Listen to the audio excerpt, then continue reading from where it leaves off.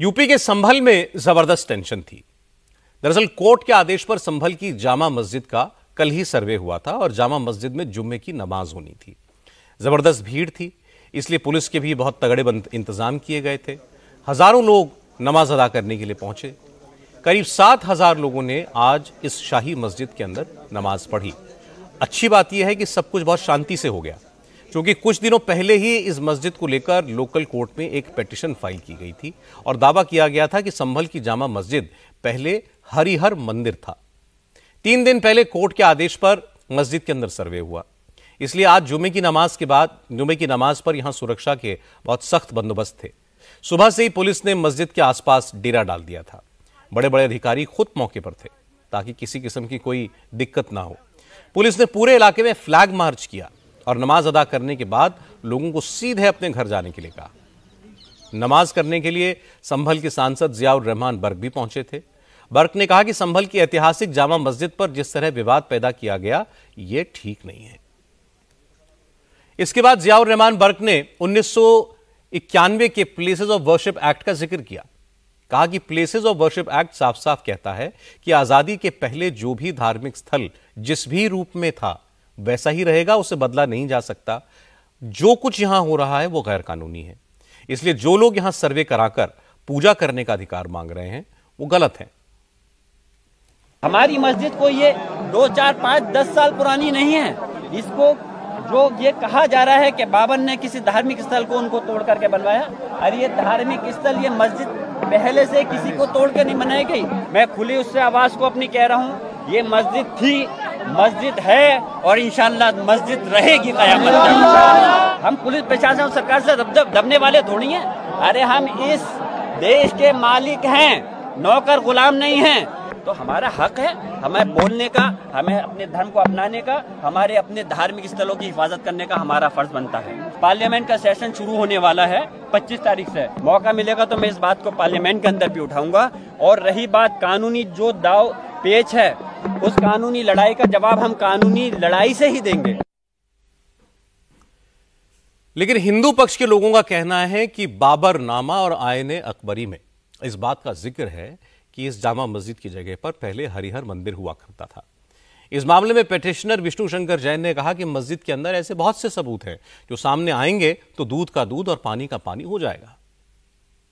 संभल का जो पूरा मुद्दा है वो बेसिकली हमारा ये कहना है कि ये श्री हरिहर मंदिर था जो पृथ्वीराज चौहान के समय बना था और यहीं पे कल की अवतार होना है। बाबर ने 1526-1529 में जगह को तोड़ा। ये बात बाबरनामा में भी मेंशन्ड है, जिसका बेवरेजेस ने ट्रांसलेशन किया है। आईने अकबरी के पेज नंबर 281 पे लिखा हुआ है कि यहाँ पे हरिहर मंदिर था और यहाँ पे कल की अवतार होना है। ये बात अकबर के कोर्ट मास्टर अबुल फजल ने लिखी है 1600 के दशक में। अलेक्जेंडर कैनिंगम जो आर्कियोलॉजिकल सर्वे ऑफ इंडिया के डायरेक्टर जनरल थे, उन्होंने भी यहाँ पे सर्वेक्षण किया है 1873 से 1875 के बीच में, और उन्होंने पाया था कि एक हिंदू मंदिर का परिसर है जिसको गलत ढंग से मस्जिद के रूप देने की कोशिश की गई है। और उसके बाद ASI ने इस मॉन्यूमेंट को 1920 में नोटिफाई कर दिया था। संभल में जो हमने एप्लीकेशन दायर की है वो ASI सर्वे की नहीं, वो एडवोकेट कमीशन की सर्वे की है, जिसको 19 नवंबर को माननीय सिविल जज सीनियर डिवीजन साहब ने अलाउ कर दिया था। उस दिन शाम को 6 बजे से लेके 7:30 बजे तक सर्वे भी हुआ था। आगे भी अभी इसमें सर्वे होना है। एडवोकेट कमिश्नर महोदय इसकी तिथि और तारीख तय करेंगे और इसके बाद आगे हम वहां पे सर्वेक्षण करेंगे। लेकिन संभल के मुसलमान विष्णु शंकर जैन को बाहरी बताकर उन पर संभल के माहौल को खराब करने का इल्जाम लगा रहे हैं। लोगों का कहना है कि मस्जिद का सर्वे कराना ही गलत है। यहां हमेशा से मस्जिद थी, मस्जिद ही रहेगी। इससे पहले कभी कोई ऐसी बात नहीं हुई। ये कोई अननोन पर्सन बाहर का, वो संभल का भी नहीं है, उसने आके बिला वजह संभल का माहौल बिगाड़ने की कोशिश की। इसमें हमेशा से नमाज होती आई है, सिर्फ नमाज, पूजा कभी नहीं। जो कोई ऐसी बात कर रहा है वो गलत बात कर रहा है। ये कहा जा रहा है कि पहले मंदिर था, उसे तोड़वाया गया। ये ऐसी कुछ नहीं है। मस्जिद है, थी, मस्जिद है, मस्जिद रहेगी। मस्जिद थी, मस्जिद है, मस्जिद रहेगी। ये मुसलमानों की आज से नहीं 500 साल पुरानी मस्जिद है। नहीं, ऐसा कोई कुछ नहीं। यहाँ पे मस्जिद थी, हमारी मस्जिद है और इंशाल्लाह मस्जिद ही रहेगी। इंशाल्लाह बस और कोई नहीं कह सकता। हमारी मस्जिद है, मस्जिद थी और मस्जिद ही रहेगी इंशाल्लाह। और कोई यहाँ मंदिर कुछ नहीं था। ऐसा तो कुछ नहीं है। 500 साल पुरानी मस्जिद है और इसमें कुछ नहीं। ये सब भड़काने वाली बातें हैं। ये मतलब ये ये जो लोग हैं आरएसएस के वो लोग कर रहे हैं इस चीज को। जब से हमने वो संभाला हमारे बाप दादा सब मतलब कि जामा मस्जिद जमाने से ही, काफी टाइम पुरानी मस्जिद है। लेकिन इसी इलाके में रहने वाले हिंदुओं का कहना है कि मस्जिद मंदिर को तोड़कर बनाई गई है। यह सही बात है, सर्वे होगा, सबूत सामने आएगा। कुछ लोगों ने कहा कि इस इलाके को पहले हरिजी मंडल ही कहा जाता था, धीरे धीरे यहां मुसलमानों की आबादी बढ़ती गई, इलाके का नाम भी बदल गया।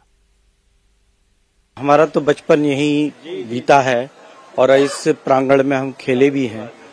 बचपन से ही देख रहे हैं कि धार्मिक धरोहर है और राष्ट्र की धरोहर है।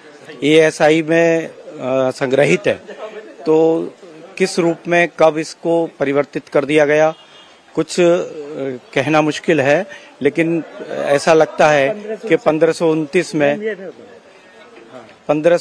में इसको बाबर के मीर बाकी ने इसको तोड़ करके मस्जिद बनाई है। उसके अंदर कुछ न कुछ ऐसा है जो छिपा हुआ है। एक दरवाजा और एक नीचे तहखाना है, वो सब उसमें तहखाना भी है और बहुत कुछ है ऐसा जो कि हमारे मंदिर होने के प्रमाण है। जब हम बचपन में थे तो जब रिक्शा से आते थे तो रिक्शा जो मुस्लिम पोलर रिक्शा होते थे वो भी से हरजी मंडल कह के आते थे कि हरजी मंडल के पास चलना है क्या, क्योंकि हमारा घर यही था हरजी मंडल। तो ये तो प्रूफ और सब बेकार की बात है। था ही हरिहर मंदिर, जैसे वो राम मंदिर था, काशी विश्वनाथ था, बाबर ने तोड़ के बनाया है। मीर बाकी इसमें लिख भी रहे आप बोर्ड पे, वहाँ अगर आप गए हो पढ़ाओ कि मीर बाकी ने मंदिर को तोड़ के बनाया, इसमें कुछ शक थोड़ी है, प्रमाण भी है। पहले हम जाते थे, खेलते थे जब बच्चे थे ग्राउंड्स में, जो परिक्रमा मंदिर में लगती थी वो परिक्रमा के सारे द्वार थे, उसमें सब द्वार थे, इन्होंने बंद कर रखे थे, अब तो काफी बदल दिया।